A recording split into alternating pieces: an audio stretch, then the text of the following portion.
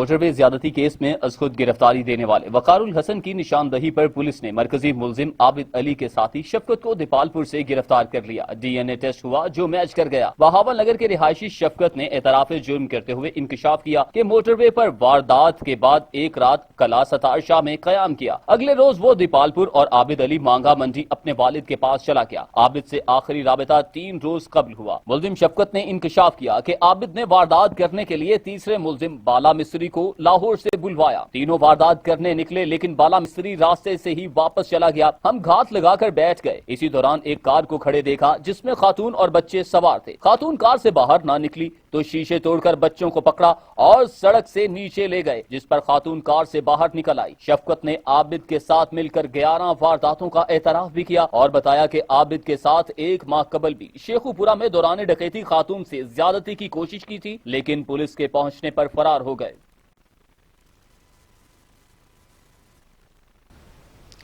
بسم اللہ الرحمن الرحیم، السلام علیکم ناظرین، پروگرام سجاد میر کے ساتھ میں ہوں آپ کا میزبان جواد باقر۔ ناظرین، موٹر وے واقعہ کیس ایک انتہائی اہم رخ اختیار کر چکا ہے، جہاں پر یہ دیکھنا ہوگا کہ حکومت اور پولیس نے درست انداز میں کام کیا ہے۔ دوسری جانب کیا گینگ ریپ نے ریاست کو مدعی بننا چاہیے؟ اور بھی بہت سے سوالات ہیں جو اس واقعے کے بعد جنم لے رہے ہیں۔ اسی حوالے سے آج ہمارے ساتھ اسٹوڈیو میں موجود ہیں سجاد میر صاحب جو کہ سینئر تجزیہ کار ہیں۔ سجاد میر صاحب السلام علیکم کرتے ہیں۔ سجاد میر صاحب، پچھلے 5 سے 6 روز سے یہی چیز ڈسکس ہو رہی ہے میڈیا کی سکرینز پر، آپ کیا دیکھ رہے ہیں کہ حکومت اور پولیس نے درست انداز میں کام کیا ہے؟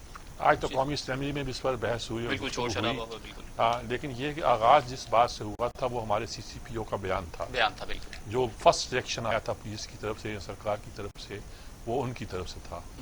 اچھا، جس بیان کے آنے کے بعد معلوم ہوا کہ اگر آپ کسی ایسے شخص کو جس کی ساری بیک گراؤنڈ دیہاتی قسم کی ہو، اور وہ کسی نے مجھے آج بتایا، میں تو فلمیں میں دیکھتا نہیں، کہ ہندوستان کی کوئی فلم ہے جس میں کوئی چنچل پانڈے نام کا کوئی شخص ہے جو کسی خانوں میں سے کسی خان نے ایکٹنگ کی ہے، وہ تھاندار قسم کا ہے، وہ شوشہ مارنے کے لیے بہت سی باتیں کرتا رہتا ہے۔ پتا کہ چنچل پانڈے تھا یہ شخص، بالکل ایک فلمی ایک کردار تھا، اس کو انہوں نے بتایا، یہی نام ہوگا میرا خیال ہے، مجھے یاد نہیں رہتا، میں دیکھتا نہیں ہوں ان فلموں کو، لیکن قصہ یہ ہے کہ اس نے آتے ہی توجہ ایک طرف سے ہٹا لی۔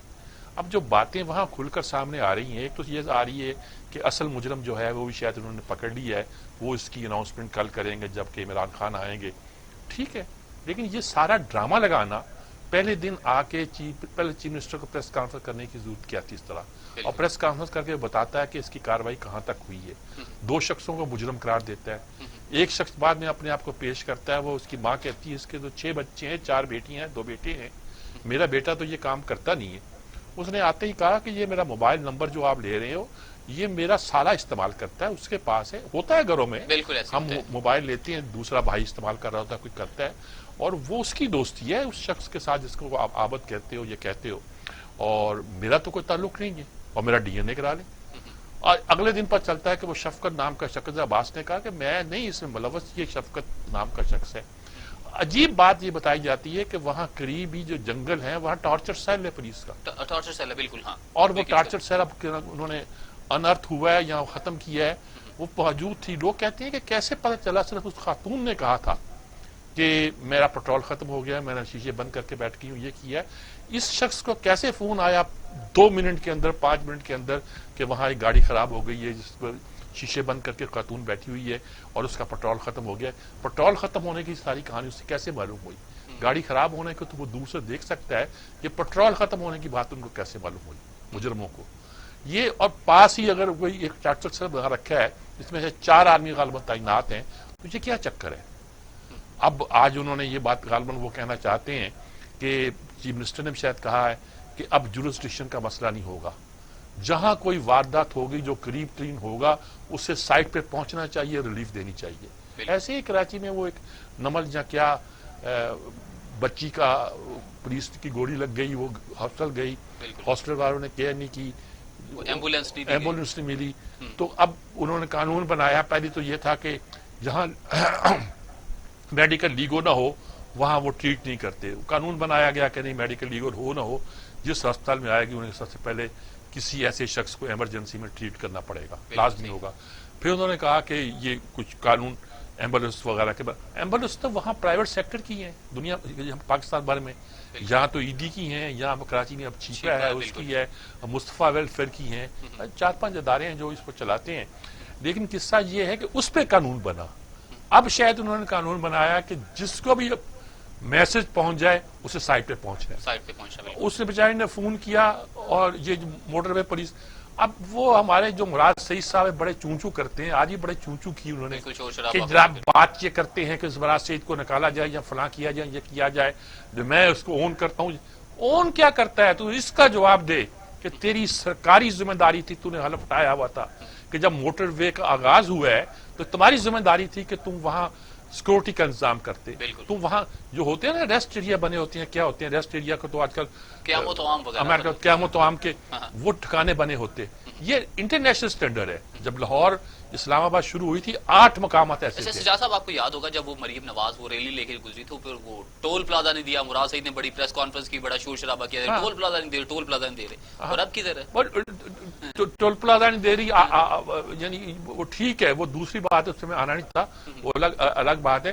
لیکن اس کا میں آپ سے پوچھتا ہوں جو ٹول پلازا آپ لیتے کرتے کیا ہے؟ یہی چیز ہے نا. بالکل. آپ نے سکھر تک کی، پہلے تو ملتان تک کی آپ نے موٹر وے کھولی نہیں، پھر وہ سکھر تک بن گئی آپ نے کھول دی. اچھا اب ان کو ڈر رہا ہے کہ کہیں لوگ دعائیں دیں گے نواز شریف کو. آپ اس نے موٹر وے پہ جو یہی جو قیام و طعام کی جگہ ہوتی ہیں، پیٹرول پمپ ہوتے ہیں، وہ بنائی نہیں ہے. بالکل. آپ نے چالو نہیں کیے. اب شاید پورے رقے میں آج ہی ایک صاحب ہمارے آئے ہیں بتاتے ہیں کہ ایک پیٹرول پمپ ہے، اب باقی جگہوں پہ بن رہے ہیں. یہ سیال کوٹ کی آپ نے کھول دی، کھول بھی یہی آپ کو ڈر تھا، ڈیلے کرتے ہیں کہ کریڈٹ لے جائے گا شہباز شریف یا جو بھی لے جائے گا مسلم لیگ نون. اب وہاں آپ ایک طرح کے جنگل کے علاقے سے گزرتے ہیں، جہاں جنگل ہے اور جہاں آپ کے ٹارچر سیل ہے، جہاں کے ارد گرد گاؤں کے بارے میں آپ کو معلوم ہے کہ جہاں اتنے کرمنل موجود ہیں، سب کے ریکارڈ موجود ہیں. جب آپ نے اس کے ڈی این اے کو میچ کیا تو فوراً ڈی این اے میچ کر گیا. کیوں کر گیا؟ کتنے ریکارڈ موجود تھا. اس کے باوجود بھی آپ خاموش بیٹھے رہتے ہیں. اچھا ہمارے ساتھ اسلامی نظریاتی کونسل کے چیئرمین ڈاکٹر قبلہ ایاز صاحب جی قبلہ ایاز صاحب ماشاءاللہ جی. ڈاکٹر قبلہ ایاز صاحب آپ کو وہاں ویلکم کرتے ہیں. جی السلام علیکم. بڑی مہربانی. السلام علیکم جی. کیسے ہیں آپ جناب؟ ٹھیک ٹھاک ہیں؟ خیریت سے ہیں؟ الحمدللہ. اچھا بس آپ سیدھا سا سوال پوچھتے ہیں جو واقعہ ہوا ہے اس میں کوئی شک نہیں ہے کہ اگر ہم اسلامی ریاست نہ بھی ہوں، ہم اگر اپنے آپ کو ریاست مدینہ نہ بھی کہتے ہوں، اگر ہم نے اپنے آئین میں اسلامی جمہوریہ نہ بھی لکھا ہو، تب بھی یہ ایک کسی مہذب معاشرے میں بڑا حصہ ہوتا ہے اسٹیٹ کا، ریاست کا، کہ اپنے شہریوں کا اس طرح تحفظ کرے، اس کی نگہداشت کرے. اس کے کچھ اصول ہوتے ہیں. لیکن خاص طور پر اسلامی ریاست میں کتنی بڑی کوتاہی ہوئی ہے، کیسے سزا دیں ہم ان کو؟ بالکل آپ نے صحیح بات کی. کسی بھی ریاست میں، کیونکہ ریاست جیسے بھی ہو، ریاست کا تصور یہ ہے کہ ریاست کی حیثیت ماں جیسی ہو. ماں جیسی ہے. تو جس طرح ماں اپنے بچوں کا تحفظ کرتی ہے، اس طرح ریاست نے بھی اپنے شہریوں کا تحفظ کرنا ہے. ٹھیک ہے. تو یہ جو واقعہ ہوا ہے لاہور سیالکوٹ لنک روڈ پر، جی جی یہ بہت ہی خوفناک ہے، بہت ہی شرمناک ہے، اور یقیناً اس کی فوری طور پہ سماعت ہونی چاہیے اور سخت سے سخت سزا کا نفاذ یقینی بنانا چاہیے. یہ آپ بالکل درست فرما رہے ہیں. لیکن یہ کیا آپ کا خیال ہے کہ ایسی صورت میں یہ بات کہنا کہ عورتوں کو رات کو نہیں نکلنا چاہیے، پیٹرول چیک کر، یہ آپ کو مجرم کو ایک رعایت دینے کی، اور جو وکٹم بنا ہے اس کو خاص اگر خاتون ہو تو یہ کچھ چھوٹی بات نہیں لگی جو ہمارے کوتوالے شہر نے کہی ہے؟ جی دیکھیں، یہ جو انہوں نے بات کی ہے کوتوال شہر میں، عمر شیخ صاحب نے، یہ بحیثیت پولیس آفیسر اس کو بالکل نہیں کہنی چاہیے تھی. اس کو تو اپنی ناکامی کا اعتراف کرنا چاہیے تھا اور قوم سے معافی مانگنی چاہیے تھی اور کوتاہی کا اعتراف کرنا چاہیے تھا. یہ تو کوئی بات نہیں ہوئی کہ اس طرح کی. اب آپ کو کیا پتا کہ اس خاتون کی کیا مجبوریاں تھی کہ جس کی وجہ سے انہوں نے اس وقت سفر کرنا مناسب سمجھا. یہ بات درست ہے جی. اگر ویسے ہم بہت ریئیکشن میں ہیں، کوئی کہتے سر عام پھانسی لگائی جائے، کوئی کہتے ہیں کہ جی ظاہر ہے کہ جہاں خزر عام سزا دی جاتی ہے، سنسار کرتے ہیں یا کچھ کرتے ہیں، اس کے اثرات بھی پڑتے ہیں. آج ہمارے وزیر اعظم نے کہہ دیا کہ سرجری کر کے اس ایسے مجرموں کو ہمیشہ کے لیے نااہل بنا دیا جائے. جس کو میں جس زبان میں انہوں نے کہا وہی میں استعمال کرتا ہوں، زیادہ ایکسپلین نہیں کرتا. کیا کہیں گے آپ کو کوئی اس طرح کی بات کے بارے میں؟ دیکھیں، اس میں آپ کو بتاؤں کہ صرف سزا جو ہے وہ اس کا علاج نہیں. پورا نظام ہمارا جو ہے وہ شکست و ریخت کا شکار ہے. پورا نظام ہمارا کرپٹ ہے. ہم نے یہ صرف یہ واقعہ نہیں ہے بلکہ آئندہ کے ایسے واقعات کو بھی روکنے کی ضرورت ہے. اس کے لیے نظام میں بہت بنیادی تبدیلیاں لانی ہے. اب اگر سزا ہو بھی جائے اور بہت سخت سزا ہو جائے لیکن 8 سال کے بعد ہو جائے تو پھر اس سزا کا کیا فائدہ؟ ٹھیک بات. اسلامی نظریاتی کونسل نے یہ تجویز دی ہے اس قسم کے ہینیس کرائم، جنسی تشدد کے کیسوں میں کہ ایک تو تانوں کی بنیاد پہ اس قسم کے جرائم کے لیے خصوصی FIR درج کرنے کے انتظامات ہوں، خصوصی تفتیش ہو بہت جلد، اور اس کے بعد فوری طور پہ اور بہت جلد سزاؤں کا نفاذ یقینی ہو. اس کے علاوہ معاشرے کی اصلاح کے لیے بھی اقدامات ہوں. ان وجوہات کا کھوج لگانا چاہیے کہ جس کی وجہ سے ہمارے معاشرے میں اس قسم کے جرائم جو ہے وہ بڑھتے جا رہے ہیں. اور زینب جو قصور قتل کیس ہے، پھر مروہ ابھی کراچی میں، اس سے پہلے خیبر پختونخوا میں روزانہ کی تعداد میں اس قسم کے روزانہ کے واقعات اس قسم کے ہو رہے ہیں. تو ضرورت اس بات کی ہے کہ اس کا ایک ہولسٹک مطالعہ جس طرح اسلامی نظریاتی کونسل نے کیا ہے، ہم سے پوچھا جائے تو ہم نے اس پہ بڑا کام کیا ہے اور ہم نے اقدامات کی ایک تجویز، ایک ترتیب مرتب کی ہے. وہ ہم ممبران پارلیمنٹ کے ساتھ اور فیصلہ ساز ادارے جو ہیں ان کے ساتھ ہم تفصیل کے ساتھ شیئر کر سکتے ہیں. بہت شکریہ قبلہ یاز صاحب، آپ نے بہت اسلامی نقطہ نظر سے بھی اور ایک ملی نقطہ نظر سے بھی ہماری رہنمائی کی. بہت شکریہ آپ کا جی. بہت انہوں نے بڑی وضاحت کے ساتھ بات کی ہے جی. اور ظاہر ہے کہ اس میں تمام مسلمانوں کا دل دکھے ہیں جی. تمام پاکستانی اس میں پریشان بھی ہیں. ہم طرح طرح کے جواز بھی کر رہے ہیں. CCPO نے معافی بھی مانگی ہے کورٹ میں جا کے، عوام سے بھی معافی مانگی ہے اور شاید اس سے لوگوں کا غصہ تھوڑا سا کم بھی ہوا ہے. آپ کیا سمجھتے ہیں یہ کافی ہے کہ انہوں نے؟ نہیں، کافی نہیں ہے جی. مثلا بات یہ ہے کہ یہ اس وقت وہ ان کی اپائنٹمنٹ بالکل پولیٹیکل بن گئی ہے جی. اور وہ جس طرح ان کی اپائنٹمنٹ ہوئی تھی اس سے بالکل پولیٹیکل بنی تھی. سیاسی بنیاد. لیکن وہ یہ کہتے ہیں کہ میں نے زندگی بھر کبھی پولیٹیکل موٹیوز کے تحت کام نہیں کیا ہے. وہ ٹھیک کہتے ہوں گے لیکن آپ نے IG بدل دیا ان کی خاطر، کیونکہ آپ نے CCPO کو رکھنا تھا اور آپ کا خیال تھا کہ یہ، میں نے بتا رہا ہوں کہ وہ چنچل پانڈے نام کا یہ جو کہہ رہے ہیں کہ وہ یوں کہہ لیجئے کہ ایک تھانہ داری گوار دیہاتی علاقے کے تھانہ دار کا ایٹیچیوڈ ہے. پکڑو لٹکاؤ، یہ کرو وہ کرو، اور یہ نہیں چلنے والا لاہور کے علاقے میں. اگر آپ یہاں امن و امان قائم رکھنا چاہتے ہیں، وہ بار بار کہتا ہے 3 مہینے کے اندر پتہ چل جائے گا تبدیلی آئی ہے. تبدیلی کا مطلب یہ نہیں ہے کہ ڈنڈا چلائیں گے آپ. تبدیلی کا مطلب یہ ہے کہ لوگ اپنے مسائل کے حل کے لیے تھانے میں جائیں گے. تھانے کا کلچر یہ ہونا چاہیے. لوگ اگر تھانے سے ڈرتے ہیں، لوگ اگر پولیس سے ڈرتے ہیں، لوگ اگر سمجھتے ہیں کہ ان سے ہمیں انصاف نہیں ملتا، اور اب اگر لوگ اور زیادہ مایوس ہوئے ہیں کہ آپ کی وجہ سے سارا کچھ ہوا ہے کیونکہ آپ کی گرفت کمزور تھی، تو یہ کوئی اچھی بات نہیں. اچھا سجاد میر صاحب، پھر آپ کیا دیکھتے ہیں کہ جو یہ گینگ ریپ ہوتے ہیں اس میں کیا پھر ریاست کو مدعی بننا چاہیے؟ میرا خیال ہے ریاست کو مدعی بننا چاہیے، کیونکہ ہم نے بہت سی باتیں، کیونکہ دیکھیے ایک تو ریپ چلی جو سزا ہے وہ تو ایک الگ ہے، لیکن اس میں جبر شامل جو ہے، اس میں جب گینگ ریپ کا آتا ہے تو یہ بہت میس لیول پر جبر شامل ہو جاتا ہے اور قوانین کو توڑنے کا، اسٹیٹ کے قوانین کو توڑنے کی بڑی طاقت شامل ہو جاتی ہے. اس کو کسی فرد پر نہیں چھوڑا جا سکتا جس کے ساتھ زیادتی ہوئی، صرف اس پہ نہیں چھوڑا جا سکتا. یہ اسٹیٹ کا کرائم بھی ہے. اسٹیٹ اس پہ پارٹی بنے اور اسٹیٹ پارٹی بن کے اس کے بارے میں سزاؤں کو تعین کرے. ہمارے ہاں عجیب و غریب ایک بن گیا ہے، قصاص اور دیت کے مسئلے پر ہم لوگوں کو جس طرح آسانی کے ساتھ چھوڑ دیتے ہیں اور لین دین کر لیتے ہیں، اس سے ہمارے معاشرے میں بہت سارے مسائل پیدا ہوئے ہیں. اس کو اس کی اصل روح کے مطابق دیکھ کر امپلیمنٹ کرنا چاہیے اور دیکھنا چاہیے کہ یہ کس معاشرے میں کس لحاظ سے اور کس طریقے سے ان کو نافذ کیا گیا تھا. اور آج بھی اگر آپ ان قوانین کو طریقے کے ساتھ نافذ کریں گے تو بہت سی برائیاں پیدا ہو جائیں گی. کیا ہے وہ خاتون جو ہے اپنے ان کے بچے کیسے بڑے ہوں گے؟ کس احساس کے ساتھ بڑے ہوں گے. خود خاتون جو ہے اپنے لوگوں کے ساتھ کس طرح فیس کر پائے گی. ہمارے معاشرے نہیں، مغرب کے معاشرے میں بھی دیکھ رہے. اس کے بعد کیا لگتا ہے آپ کو کہ وہ ایک نارمل زندگی ان کے لیے پاسبل رہے گی؟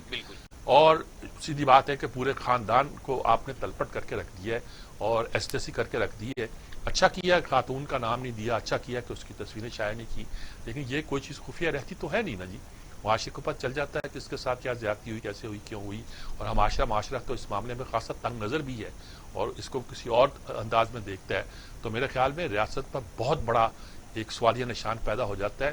ایک ایسا جرم ہے جس پہ ریاست کو جو ہے نا پارٹی بننا چاہیے. صحیح. سجاد میر کے ساتھ اور بھی مزید بھی گفتگو ہوگی ان کے ساتھ، مگر یہاں پر ہمیں بریک پر جانا ہے. بریک سے لوٹ کر آتے ہیں تو سجاد میر صاحب سے پوچھتے ہیں کہ تعلیمی ادارے تو کھل رہے ہیں، مگر اس کے لیے جو اقدامات کیے گئے ہیں، SOPs بنائے گئے ہیں، وہ کافی ہیں کیا؟ ٹیک اے بریک.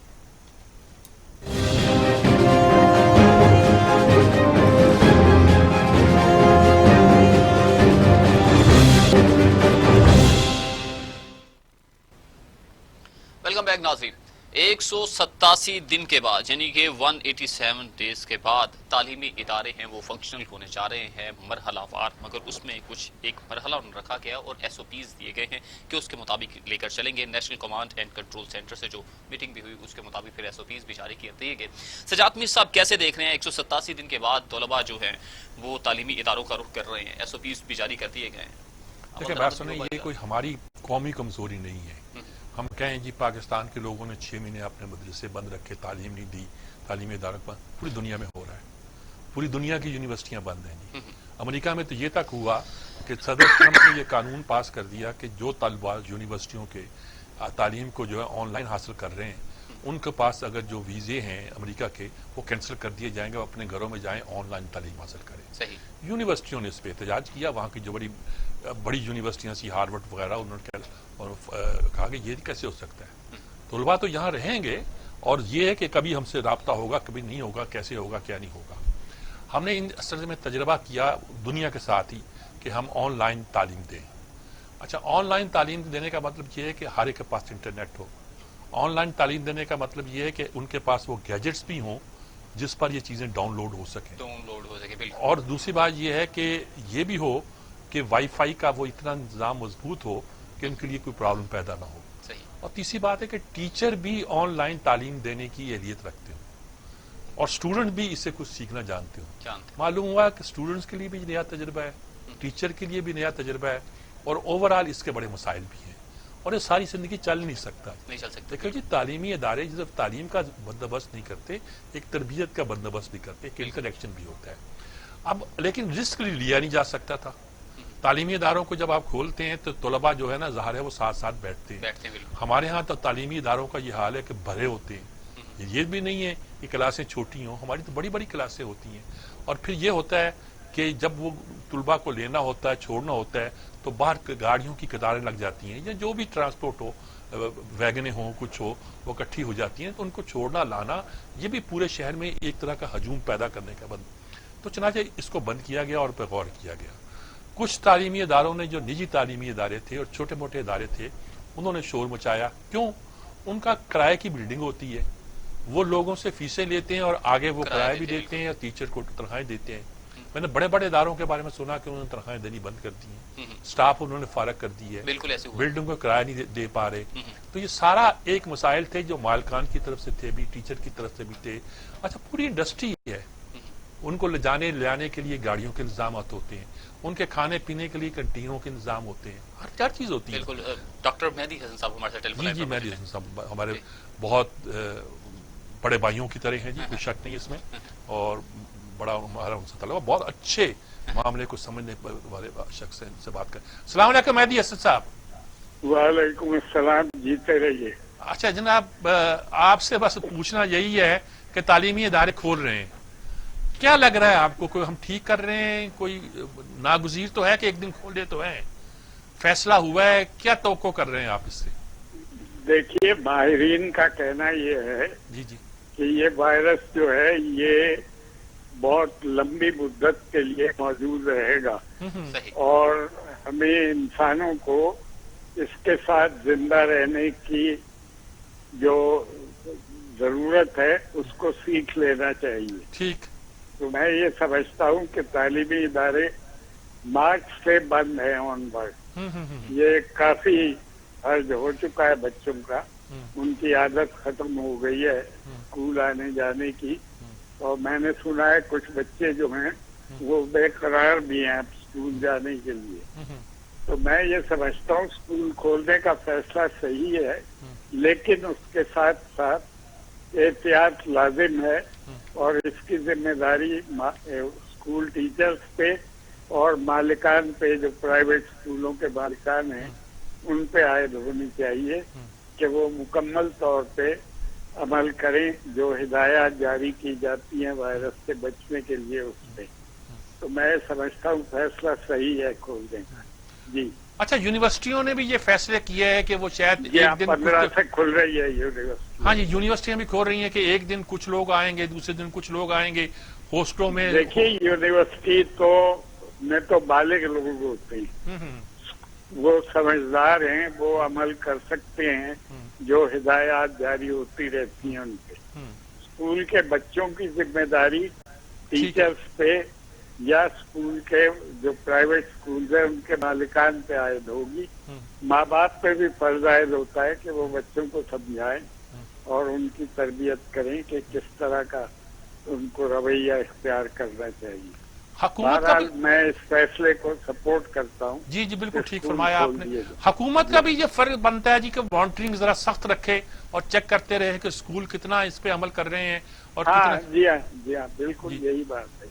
बहुत शुक्रिया आपका। हमारे यहाँ बनते रहते हैं जी जी, कानून की इम्प्लीमेंटेशन कम होती है कानून तो मौजूद होते हैं। तो ये हुकूमत का फर्ज है कि वो ये देखे कि स्कूल जो हैं वो अमल कर रहे हैं हिदायत पे या नहीं कर रहे। जी बहुत शुक्रिया आपका मेहदी हसन साहब, आपने बहुत तफसील के साथ बड़ी बड़ी सीधी बात उन्होंने की है, कोई इसमें हेर फेर की बात नहीं है।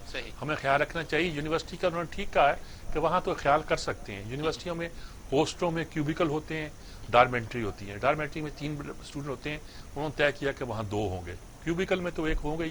पंजाब यूनिवर्सिटी में जो हॉस्टल जिसमें मैं रहा हूँ उसमें तो थे ही क्यूबिकल उस जमाने में, अब वो बने दूसरे डॉर्मेंट्री वाले भी और अब वो इंटरनेशनल हॉस्टल हैं।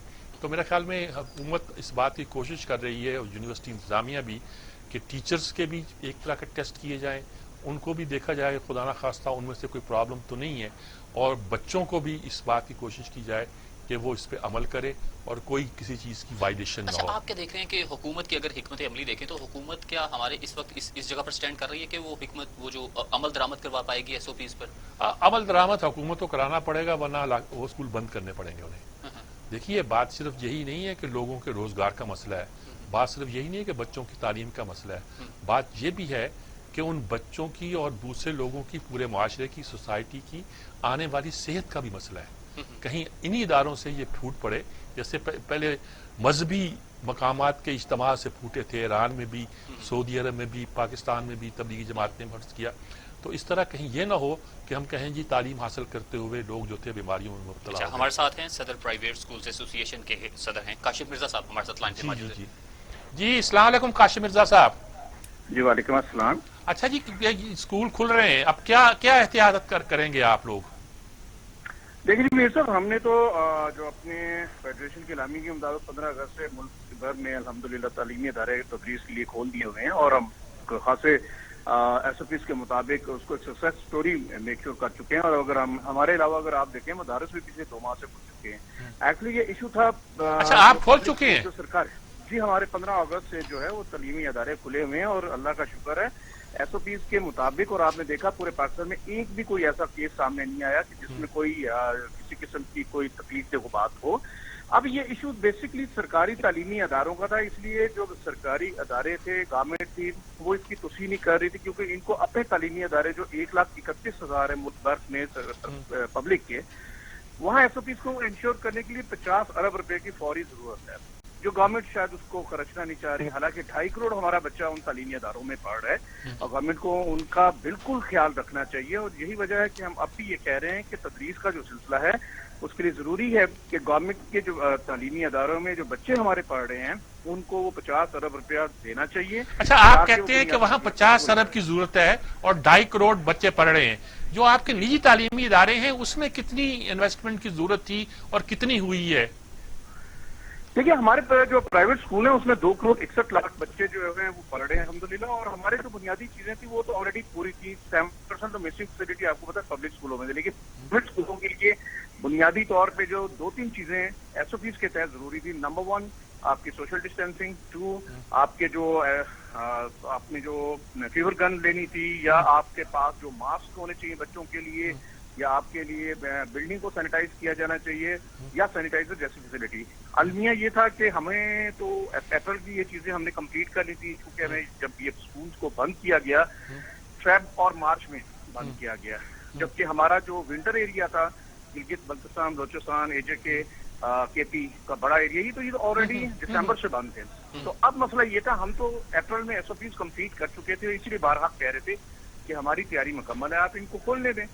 लेकिन गवर्नमेंट का असल इशू जो था और अब भी है वो ये है कि उनके अपने तालीमी इदारों में SOPs मुमकिन नहीं। 70% जहाँ मिसिंग फैसिलिटी हो, पानी वहाँ पे ना, और गवर्नमेंट अब ये कहे कि मास्क अगर नहीं मिलता तो आप रुमाल से जो है मुंह ढांप लें, अगर आपको सैनिटाइजर नहीं मिल रहा तो आप साबुन से जो है वो काम चला लें। तो ये मैं ये समझता हूँ जुल्म है हमारे बच्चों के साथ, उन पाकिस्तानी बच्चों के साथ जो अफोर्डेबल क्लास के हैं। और पब्लिक स्कूल की जिम्मेदारी ना पब्लिक बल्कि प्राइवेट की भी जिम्मेदारी जो है वो स्टेट रिस्पॉन्सिबिलिटी। आपको कितनी इन्वेस्टमेंट करनी पड़ी होगी? लेकिन 2.5 करोड़ स्टूडेंट्स के लिए 50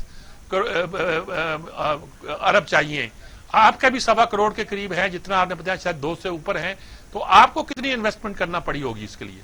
जी ऑब्वियसली ये इतनी इन्वेस्टमेंट तो प्राइवेट सेक्टर को भी जो है वो दरकार थी, लेकिन प्राइवेट सेक्टर का तो मैकेनिज्म ये है कि उसने अपने रिसोर्सेज को जनरेट करने, लिहाजा उसके लिए तो ये इंश्योर करना मुमकिन था। लेकिन गवर्नमेंट का प्रॉब्लम ये था कि वो खर्चना नहीं चाहते। हालांकि अगर आप देखें GDP का तो जस्ट 2% ये खर्चते हैं, रखते हैं, बल्कि खर्चते नहीं है, और उसको भी ब्लॉक एलोकेशन की नजर करते हैं। इस वक्त भी पाकिस्तान के अंदर बदनसीबी ये है, 72 सालों में आपने देखा कि कभी भी जो स्टेट के जो अदारे हैं उसको उस तरीके से नहीं एस्टैब्लिश किया गया जिस तरह उसकी ट्रू स्पिरिट थी। हम लोगों ने तो खर्चा है, ऑब्वियसली जो प्राइवेट सेक्टर है अगर वो ये इंश्योर नहीं करेगा, खर्चेगा नहीं, इन्वेस्ट नहीं करेगा, तो वो तो इसको इस काबिल ही नहीं होगा कि वो कम्पीट कर सके। अच्छा, स्टूडेंट कितने परसेंट आए हैं आपके यहाँ? स्टूडेंट कितने परसेंट ने ज्वाइन किया है? कुछ रजिस्टर नहीं किया आने से माँ बाप ने?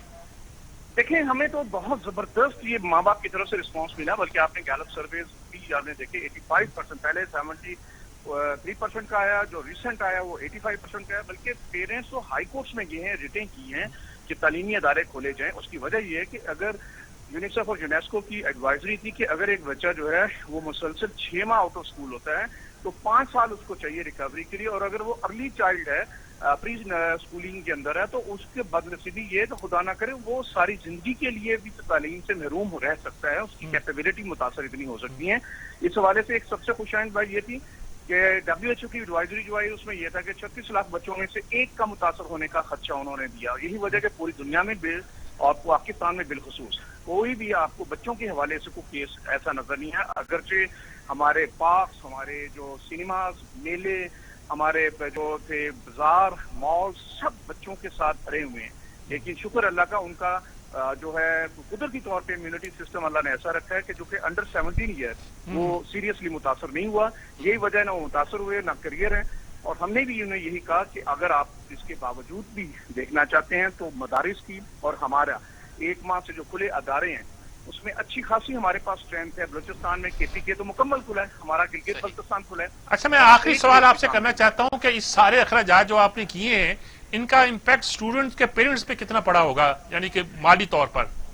किसी किस्म का भी 1 रुपए का भी इम्पैक्ट जो है पेरेंट के ऊपर बिल्कुल नहीं पड़ा। उसकी एक पहली बात ये है कि ये हमारी पॉलिसी है और पाकिस्तान प्राइवेट स्कूल फेडरेशन की, हमें किसी किस्म का पेरेंट पे ये बोझ ट्रांसफर नहीं करना। सेकेंडली, अभी तो चूंकि स्कूल्स के अंदर जो था अभी 1 मंथ ही हुआ है और बच्चे जो थे वो आपको पता है कि पिछले 6 माह बाद आए हैं, तो वो ना तो वो हम ये समझते हैं इस काबिल हैं, बहुत से मुश्किल हालात से वो खुद भी गुजरे हैं। तो हम फेडरेशन लेवल पे ये पॉलिसी रखते हैं कि किसी किस्म के कोई भी इखराजात जो हैं पेरेंट को ट्रांसफर नहीं होंगे और ये जो है तालीमी इदारे खुद बियर कर रहे हैं। बहुत शुक्रिया आपका जी काशिफ मिर्जा साहब, बहुत तफसील के साथ उन्होंने इनका कहना हम तो खोल चुके हैं बिल्कुल। अच्छा, हमें नहीं पता चला, 15 अगस्त तक उन्होंने कहा 15 अगस्त हाँ, हमें पता चला कि जब उन्होंने खोले तो गवर्नमेंट बड़ी चीखी, उन्होंने कहा बंद कर दो, ये कर दो, वो कर दो, और ये कहा कि इससे मसाइल पैदा होंगे। अब ये कहते हैं खोल सके। कई बड़े इदारों के پرائیویٹ ادارے ہی ہیں، ان کے ٹیچرز کے مجھے فون آئے ہیں آج کل پرسوں میں کہ بھی ہماری تنخواہ نہیں دی اتنے عرصے کی. تو مجھے نہیں معلوم ہے، پوری کہانی نہیں میں جان سکتا. نجی اسکول بھی کئی طرح کے ہوتے ہیں، کچھ ہوتے ہیں اس تنظیم کے اندر آتے ہیں، کچھ شاید ہوتے ہیں سجاد صاحب وقت بڑا یعنی کہ شارٹس ہے، اگلی سٹوری کی جانب میں بڑھنا چاہ رہا ہوں. مردم شماری 2017 کے نتائج کی توثیق کے بغیر اگلا قدم ممکن نہیں ہے، یعنی کہ بلدیاتی انتخابات کا. مراد علی شاہ صاحب نے کہا ہے، کیسے دیکھتے ہیں آپ بلدیاتی اس کا مطلب نہ نومبل تیر ہوگا نہ رادہ نہ چاہیے. مردم شماری پر یہ ہوتا یہ ہے کہ اعتراض ایک تو عالمی اداروں نے یہ کیا کہ جب مردم شماری کی جائے تو مردم شماری کرنے والوں کے ساتھ فوج نہ ہو. ان کے ہاں یہ کلچر ہے. ہمارے ہاں کہ فوج نہیں ہوگی تو ممکن نہیں ہے. ہم نے تو ہر پارٹی کے ساتھ سپاہی بھی بھیجے تاکہ آگے سے ان کو ریزسٹ نہ کرے اور مردم شماری کی. اب ہوا یہ کہ خاص طور پر کراچی کی مردم شماری لحاظ سے کم آئی کہ وہاں آبادی جو تھی لاہور سے کچھ تھوڑی سی زیادہ ثابت ہوئی، زیادہ ثابت نہیں ہوئی. وہ کہتے ہیں اس سے ڈبل آبادی ہے، لیکن اس نے پرابلم ثابت کیسے کرو گے؟ کراچی والوں نے سب سے بڑی غلطی یہ کی کہ وہاں کی صوبائی حکومت نے جو دیہی علاقہ تھا وہ شہر سے نکال دیا. تو بڑی ایک آبادی تو پہلے شہر سے باہر چلی گئی. بالکل. اچھا باقی جو شہر کی آبادی تھی اس کے اپنے کچھ مسائل پیدا ہوئے ہوں گے. اچھا کراچی میں سندھ میں یہ ایک پرابلم بہت ہے کہ سندھی ثابت کرنا، یعنی میں نے یاد ہے 72 کی مردم شماری میں نواب شاہ کی آبادی جو تھی شاید 100% بڑھ گئی تھی، اور جو کراچی کی آبادی تھی وہ شاید 10% بڑھی تھی. لاڑکانہ اور نواب شاہ کی آبادیاں بڑھ گئی تھی. یہ جو الیکشن کے چکر میں ہم آبادیوں کو آگے پیچھے کرتے رہتے ہیں، اس نے تباہ کر کے رکھ دیا ملک سے. یہ سیاسی مداخلت ہوتی ہے اس میں. یہ چیز ہوتی ہے. اب انہوں نے یہ کہہ دیا ہوا ہے کہ وہ ہم نے مردم شماری کا نتائج جاری کرنے سے روک دیے تھے، اور انہوں نے کہا کہ مشترکہ مفادات کی کونسل فیصلہ کرے گی کہ یہ جاری ہوں کہ نہ جاری ہوں یا کیا ہو. اس وقت ہمارے ساتھ ٹیلی فون لائن پر موجود ہیں سلمان عابد صاحب موجود ہیں. جی السلام علیکم. السلام عابد صاحب. وعلیکم سجاد میر صاحب، کیسی طبیعت ہے آپ کی؟ اللہ کا شکر ہے. ہم بات یہ کر رہے ہیں کہ کراچی والے یہ کہتے ہیں، سندھ والے کہتے ہیں کہ مردم شماری ہوگی تو بلدیاتی الیکشن ہوں گے. یہ تو نہ کرانے والی بات ہوگی. میر صاحب بنیادی بات تو یہ ہے کہ سندھ حکومت جو ہے وہ الیکشن کرانے میں سنجیدہ ہی نہیں ہے. اور پہلے بھی جو سندھ میں الیکشن ہوئے تھے وہ سپریم کورٹ کے فیصلے کے تحت ہی ہوئے تھے، پنجاب میں بھی اور سندھ میں بھی. اب مسئلہ یہ ہے کہ اگر آپ نے 2015 میں الیکشن کروائے پرانی مردم شماری کے مطابق تو 2020 میں بھی پرانی مردم شماری کے مطابق کروائے جا سکتے ہیں. ایک بات. دوسری بات یہ ہے کہ اگر مردم شماری نہیں ہوئی اور وہ نتائج بھی ان کو وہ نہیں ہے تو وہ بھی قصور تو انہی سیاستدانوں کا ہے نا. اب اس میں بنیادی قصور بھی تو پھر حکومت جو ہے وہ تسلیم کرے، چاہے وہ وفاقی حکومت ہے چاہے صوبائی حکومت ہے. اب مسئلہ یہ ہے کہ مردم شماری کے نتائج کے بارے میں بھی جو سندھ میں نقطۂ نظر ہے وہ تقسیم ہے. انٹیریئر سندھ میں پیپلز پارٹی کچھ کہتی ہے، ایم کیو ایم کچھ اور کہتی ہے. لیکن یہ مسئلہ یہ ہے کہ دیکھیے ایک سسٹم جس طرح سے قومی اسمبلیاں اور صوبائی اسمبلیوں کا تسلسل ہوتا ہے، اسی تسلسل کے تحت مقامی حکومتیں بھی چلنی چاہیے. لیکن اب اگر مثال کے طور پہ اگلے 3 سال تک 2 سال تک مردم شماری نہیں ہوتی اور مردم شماری کے مسئلہ حل نہیں ہوتا تو کیا سندھ حکومت لوکل گورنمنٹ الیکشن جب نہیں کروائے گی تو کیا وہ آئین سے انحراف نہیں ہوگا؟ کیا وہ آئین کی پاسداری ہوگا؟ اس لیے بنیادی مسئلہ تو ان کی کمٹمنٹ کا ہے. اور میں سمجھتا ہوں کہ سندھ جو ہے وہ بھی اسی طرح سے باقی صوبوں کی طرح مقامی حکومتوں کے نظام کو تسلیم نہیں کرتا، اور جو پہلے سے انہوں نے نظام بنایا وہ بھی تھا اس میں بھی انہوں نے سندھ میں مقامی حکومت کے نظام کو مفروض کیا ہوا تھا. تو یہ کوئی میرے لیے حیرانگی کی بات نہیں ہے. یہی ہماری سیاست ہے اور یہی ہماری جمہوریت ہے کہ ہم مقامی حکومتوں کے بارے میں ایک آمرانہ طرز عمل رکھتے ہیں. نہیں یہ اس طرح تو پھر نتیجہ یہ نکلے گا کہ بلدیاتی الیکشن بھی نہیں ہوں گے اور پھر قومی الیکشن بھی نہیں ہوں گے 3 سال کے بعد، اور یہی حکومتیں چلتی رہیں گی. جب قومی اسمبلی کے الیکشن کا ٹائم آئے گا تو پھر یہ مردم شماری کے مطابق الیکشن کروانے کے لیے تیار ہوں گے. وہاں یہ رونا نہیں روئیں گے یہ اس بات کا. یہ صرف اور صرف جو ہے وہ لوکل گورنمنٹ کے بارے میں، کیونکہ اس کو آپ دیکھیں نا سندھ حکومت کو کوئی تاخیری بہانہ چاہیے تھا نا تاخیر کرنے کا، تو بہانہ ان کو مل گیا ہے سندھ کی مردم شماری کے حوالے سے.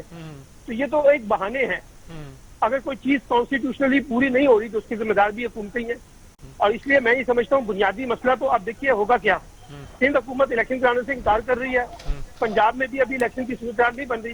آگے جا کے یہ معاملہ سپریم کورٹ میں جائے گا، اور جیسے 2015 میں سپریم کورٹ کے حکم کے اوپر الیکشن ہوئے تھے اسی طریقے سے 2020 یا 2021 میں سپریم کورٹ ہی لگتا ہے کوئی فیصلہ کرے گی. ہماری سیاسی جمہوری جماعتیں اور جمہوریت جو ہے وہ تو لوکل گورنمنٹ میں ہمیں سنجیدہ نظر نہیں آتی. بالکل ٹھیک بات ہے. بہت شکریہ سلمان عابد صاحب، بہت تفصیل کے یہ ٹھیک کہہ رہے ہیں. وہ الیکشن کرانا نہیں چاہتے اور ایڈمنسٹریٹر کے ذریعے وہ بھی اپنی مرضی کے ایڈمنسٹریٹر جس میں لسانی فساد بھی پیدا ہو سکتا ہے وہ لگا دیے انہوں نے. وہی ڈی سی لگا دیے ہیں، وہی میئر لگا دیا ہے. کراچی والے کہتے ہیں کہ کیا کسی اردو بولنے والے کو میئر نہیں لگایا جا سکتا؟ کسی اردو بولنے والے کو ڈپٹی کمشنر نہیں لگایا جا سکتا، وہ لسٹ چھاپ دیتے ہیں کہ سارے کے سارے آپ نے. تو اس طرح کی جو ایک تعصب پھیلایا جا رہا ہے حکومتی سطح پر، یہ کراچی کے لیے، سندھ کے لیے نقصان دہ ہے، اور میرا خیال میں اگر الیکشن نہ ہوئے تو اس کا اور نقصان ہو. اچھا، کراچی کا ایک بڑی افسوسناک سے ایک خبر آئی، وہ جو لیاری کے علاقے میں 2 منزلہ رہائشی عمارت کے. اچھا امیر صاحب، باتیں تو ہوتی رہتی، سندھ بلڈنگ کنٹرول اتھارٹی، آپ اس کو کتنا ذمہ دار دیکھتے ہیں؟ سندھ بلڈنگ کنٹرول اتھارٹی جو ہے نا، وہ پنجاب کی اتھارٹی کی طرح جو ایل ڈی کی ہے، وہ اتنی ہی قصوروار ہے شہروں کی بربادی اور تباہی میں جتنی ہو سکتی ہے. ایک زمانے میں یہ ادارہ بہت فعال تھا. اس وقت کیا ہوا، یہ کراچی کی بلدیہ کے انڈر تھا، اور اس وقت چائنا کٹنگ شروع ہو گئی. ان لوگوں نے اس کو جس کہہ کر کے یہ لوٹ مار کرتے ہیں، اس کو سندھ بلڈنگ کنٹرول ادارہ بنا دیا. اب صورتحال یہ ہے کہ اس کی نااہلی کا یہ ہے کہ اس کو کسی بلڈنگ کے بارے میں کوئی، یہ بلڈنگیں کھڑی ہیں، یہ نئی بلڈنگیں ہیں، یہ زیادہ پرانی بلڈنگ نہیں جو گر رہی ہیں. اب کہتے ہیں یہ پانی اس کی جڑوں میں آ گیا یا کچھ ہو گیا یا کچھ، یہ نہیں ہے. پرانی بلڈنگیں ایسی کھڑی ہیں جو پہلے صرف شاید ہوا کے سہارے کھڑی ہیں، اس کی طاقت سے کھڑی، ورنہ نہیں.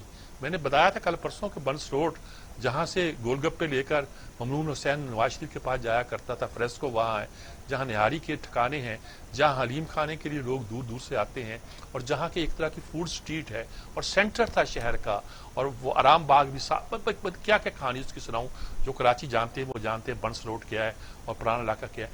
وہاں میں ایک ایسی بلڈنگ کے اوپر گیا کہ جاتے ہوئے سیڑھیاں بھی کانپ رہی تھیں اور میں بھی کانپ رہا تھا. تو یہ لوگوں نے چھوڑا کیوں نہیں؟ کیونکہ جب کبھی اس کی الاٹمنٹ کا مسئلہ آئے گا تو انہیں لاکھوں روپے ملیں گے لوگوں کا بھی. اب یہ بلڈنگیں بیچارے پتہ نہیں کس نے کب خریدی ہیں، اس کے بعد 2 کے بعد تیسری منزل بنا دی، بلڈنگ کنٹرول اتھارٹی بولی نہیں.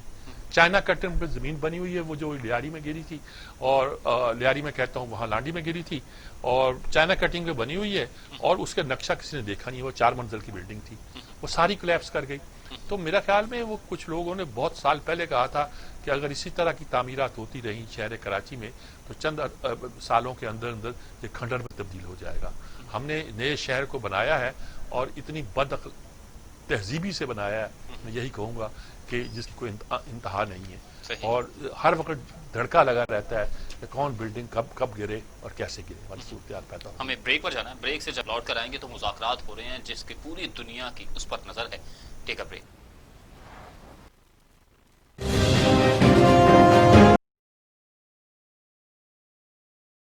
ریاست اسلامک بینکنگ اور پھر تمام بینکس کو یہ بھی حکم جاری کر دیا گیا کہ اسلامی بینک اپنی برانچز بنائے، جیسا کہ سب. اصل میں یہ بھی ایک ہیلا ہے جی، دیکھا جائے تو ایک بنایا ہوا ہے، لیکن جو کہ مفتی تقی عثمانی صاحب کی اس کو بیکنگ حاصل ہے، اس لیے اس کو کوشش کی جاتی ہے کہ ایسے اصولوں کے تحت طے کیا جائے جس میں حرام کی نہ آئے. لیکن یہ عجیب و غریب صورتحال ہے کہ اگر عام بینکنگ سے مجھے پرافٹ 7% ملتا ہے تو لازمی بات ہے کہ اسلامی بینک سے ہمیں پرافٹ 6% یا 6.5% ملے. اور یہ کہتے ہیں یہ تو اس لیے ہے کہ جی آپ اسلام کے نام پہ کام کرتے ہیں اور یہ کرتے ہیں. یہ کیسے ممکن ہے؟ ہمارے ساتھ موجود ہیں، ٹیلی فون لائن پر موجود ہیں شاہد صدیقی صاحب. شاہد صدیقی صاحب جناب بڑے ہمارے دوست، بہت دنوں کے بعد ان سے بات ہو رہی ہے. جی السلام علیکم شاہد صدیقی صاحب. ہیلو ہیلو جی شاہد صدیقی صاحب، آواز آ رہی ہے؟ آواز نہیں آ رہی مجھے آپ کی. ابھی تک آواز نہیں آ رہی؟ نہیں آواز بالکل نہیں آ رہی. اب اچھا ٹھیک کریں، آواز کریں بھائی، ان کو دوبارہ کر لیجیے. جی یہ ہمارے بہت اچھے اکانومسٹ ہیں، یہ اسلامی نقطہ نظر سے نہیں بلکہ ویسے بھی، اور فگرز ان کو ازبر ہیں، اس طرح بولنے لگتے ہیں. اب وقت ہمارے پاس کم ہے، ورنہ یہ 15-20 منٹ تک بڑی آسانی کے ساتھ ایک ہی مسئلے پر گفتگو کر سکتے ہیں، اور فگرز اس طرح بیان کرتے ہیں جیسے کوئی مسئلہ نہیں ہوتا. اور ہمارے ساتھ ان کی بڑی محبت کا رشتہ ہے، بہت دنوں کے بعد ان سے رابطہ ہوا ہے، اور اس لیے ذرا دل تو کرتا ہے کہ یہ زیادہ وقت کے ہمارے ساتھ ہوتے ہیں، مگر اب وہ ٹائم بڑا شارٹ ہے، بڑا شارٹ ہو گیا ہے. جی ہو گیا، لائن ملی ہے جی. اچھا کیا دیکھتے ہیں کہ یہ پھر تقی عثمانی صاحب کی اب بات کر رہے تھے کہ تقی عثمانی صاحب کچھ لوگ کہتے ہیں کہ وہ اس ہیلے میں شامل ہے، کچھ لوگ اس کو جائز نہیں سمجھتے، لیکن یہ مسلمانوں کے ساتھ، سب کانٹیننٹ کے مسلمانوں کے ساتھ اس دن سے یہ بحث جاری ہے جب شاہ عبد العزیز نے فتویٰ دیا تھا کہ یہ دارالحرب ہے. دارالحرب کا مطلب ہوتا ہے کہ یہاں سود کچھ تھوڑی سی گنجائش پیدا ہوتی ہے. میں ذاتی طور پر یہ سمجھتا ہوں کہ پاکستان معاشی طور پر دارالحرب ہے. لائن پہ جی السلام علیکم شاہد صدیقی صاحب. جناب وعلیکم السلام ورحمۃ اللہ. کیسے ہیں جناب؟ ٹھیک ہے. ہم صرف اس پہ بحث کر رہے ہیں. آج ایک خبر تھی کہ اسلامی بینکوں نے کہا ہے حکومت سے کہ بھی سکوک پر جو ہے اسلامی سکوک پر آپ کم پروفٹ دیتے ہیں دوسروں پہ زیادہ دیتے ہیں، یہ تو بڑی زیادتی ہے. آپ کیا کہتے ہیں، یہ کوئی ہیلا کیا ہو ہم نے کہ جان بوجھ کے ہم نے اسلامی بینکاری کو ذرا لوگوں کے لیے کم پرکشش بنا رکھا ہے، کیا ہوا ہے ہم نے؟ دیکھیے میں آپ سے پوری ذمہ داری کے ساتھ بتا دوں جی کہ جو میرا research institute of Islamic banking ہے جس کا میں چیئرمین ہوں، جی اور میں شریعہ ایڈوائزری کمیٹی کا جو بینک آف خیبر کی حکومت کی تھی اس کا بھی چیئرمین رہ چکا ہوں. پوری ذمہ داری سے کہہ رہا ہوں کہ یہ جو اسلامی بینکاری کا نظام ہے یہ ہیلے کی بنیاد پر ہے، ہیلے کی بنیاد پر اور سودی نظام کے نقشے پا پر بنایا گیا ہے. صحیح. اس میں کوئی دو رائے نہیں ہے کہ میری بھی یہی رائے ہے جی بالکل کہ سود اس کے اندر آ چکا ہے. سکوک خود جو ہے وہ سود ہے، جہاں بھی پروفٹ فکس کر دیں گے آپ. دوسری بات یہ تھی کہ ایک فتویٰ دیا گیا تھا 42 علماء نے، اس میں مولانا سلیم اللہ خان جس کے سربراہ تھے انہوں نے مجھ سے بھی مشاورت کی تھی. ان 42 علماء نے یہ فتویٰ دیا ہے کہ یہ اسلامی بینک جو ہے ان کے ساتھ ڈیل کرنا حرام ہے، نمبر 1. مگر مسئلہ یہ ہے ہی نہیں. مسئلہ یہ ہے کہ کیا پاکستان کی شریعت کورٹوں نے یہ فیصلہ دے دیا ہے کہ سود حرام ہے یا نہیں؟ تو اس کا جواب ہے کہ نہیں.